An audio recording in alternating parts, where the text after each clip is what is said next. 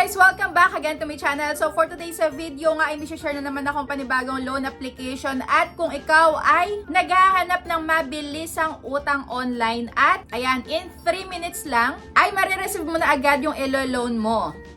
So baka swak sa'yo yung bagong labas na to, kaya kung makita mo man yung ads na to online ay wag na wag mo muna i-install or i-download dahil i-check ko nga muna para sa'yo kung meron ka ng mga requirements nila at kung talagang makakatulong sa'yo. Ayan, sa inyo.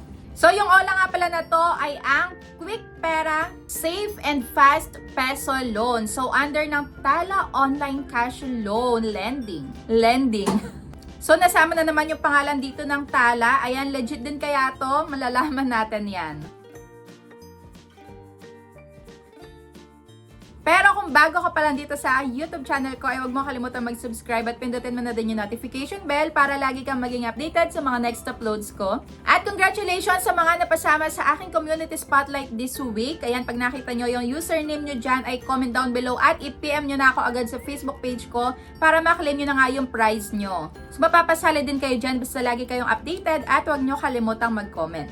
So, balik na nga tayo dito sa My Quick Pera. So, ito nga ay may 4.9 na ratings at kalalabas lang nitong 2025. So, i-check natin kung bagong labas ba talaga or bagong palit ng pangalan dahil alam naman natin na yung mga bagong labas is sa bandang dulo nakikita natin nag-iiba yung pangalan nila. Pero, check pa din natin.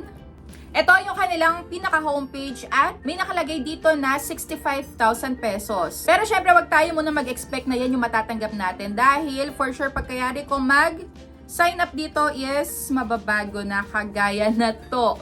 Ayan, naging 10,000 pesos na lang. At ito yung mga sasagutan. Ayan, authentication, personal info, job info, contact info. So ito nga yung mga recommended ID type. At hindi na dito nagtatanong ng background mo kung may loan ka pa ba sa ibang OLA. So hindi na nagba-background check sa mga OLA mong nautangan kung may due date ka ba doon or wala. Sa may job information naman, pwede dito ang unemployed, self-employed, or in short, kahit walang trabaho. At sa may contact information naman, ayan, nangihingi sila dito ng 3 emergency contacts. At lagi ko sinasabi, pagka maglalagay kayo dyan, make sure na i-inform nyo muna sila bago nyo ilagay dyan para hindi sila magulat pagka ayan, if ever man na may mag-text sa kanila or tumawag, dahil kinuha nyo nga sila as contact references. So, ito na nga yung pinaka-iintay natin. O, diba? Ang bilis lang.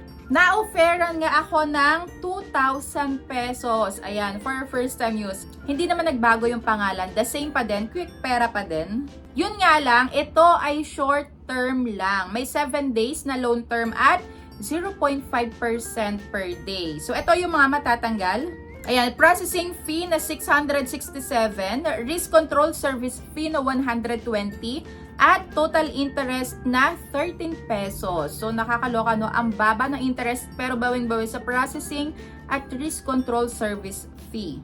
Kaya ayun, ang matatanggap ko na lang dito pag ipinagpatuloy ko ay 1,200 pesos. Ayan, mabilis ang utang nga, pero mabilisan din yung pagbabayad. So, tama naman yun nando sa may ads nila. Yun nga lang, nasa sa inyo talaga yung decision kung ipagpapatuloy nyo pa din yung paglo-loan dito sa kanila or hindi. So, meron naman ditong delete account. So, ako di-delete account ko na dahil hindi ko ipagpapatuloy. Ayoko nang makatanggap na ganito na sobrang laki yung makakaltas. At the same din naman yung babayaran, 2,000 pesos. Pero, within 7 days lang. Kung ipagpapatuloy nyo man, i-expect nyo na in 5 days or 4 days pa nga lang, minsan magpapaalala na yung mga bagong labas na OLA na bayaran yung utang.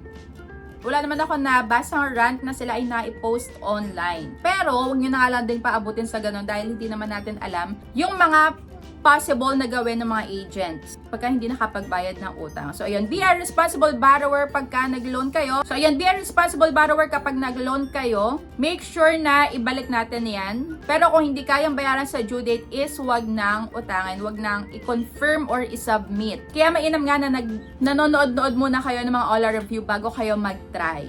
So, yun lang. Pero kung ipagpatuloy nyo yung pag-apply nga dito, comment down below kung magkano natanggap nyo at kung naka-receive ba kayo ng multiple calls and text sa kanila, kahit wala pa man din yung due date nyo. So, base doon sa may ads nila na pwedeng bayaran ng may maliit na tubo is hindi totoo dahil kagaya nga nung nasa ads nila, sa 6,000 na utang ang madadagdag lang ay 922. So hindi ganon, hindi nila pinakita dito syempre kung magkano yung matatanggal. So mas mainam sana sa may ads maipakita na agad kung ano-ano yung mga matatanggal para hindi na nga tayo umasa na sa bandang huli meron palang mga hidden charges na matatanggal. So dito nga pala sa may rating sa kanila na 4.9, ayan, meron ditong anonymous na nag-rate sa kanila at walang kwenta, rejected daw. So that's it for today's video. Kung meron pa kayo makitang bagong labas na app dyan is comment down below para ma-review ko yan sa inyo at matulungan ko kayo mag-decide kung magpapatuloy ba kayo dyan sa may paglo-loan at kung meron ba kayo ng mga requirements na hinihingi nila. So ayun lang, thank you for watching and see you on my next vlog. Bye!